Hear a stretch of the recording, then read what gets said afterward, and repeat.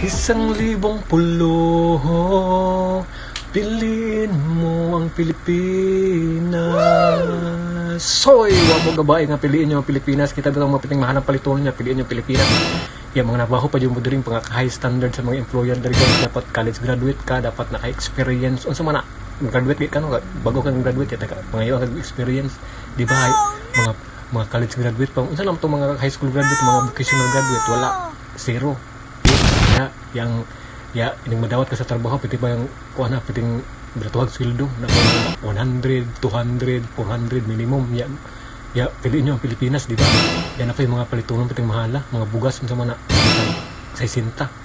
Ya, piliin nyo ang Pilipinas, na pa yung mga, basta, ayaw nyo piliin ang Pilipinas, ang mga abroad mo mga apply mo sa Pilipinas, dito mo abroad, wala dito makatigong pa mo, napadali ng sweldo sa Pilipinas, sa mga, di ka igor sa mga renta, palitunon, yung wala na kayo matigom. Yung sa mga di umpay dito ka sa abroad kay makatigom pa ka, di ba? Wow. Unsa man piliin ang Pilipinas, unsa may piliin niya sa Pilipinas, mga mahal kay palitunon, mga tuwag sweldo. Unsa man magnganga mo, piliin yung Pilipinas, unsa man mga dami pila Pilipinas, mga buang na mga pili sa Pilipinas oy. Real talk lang ta.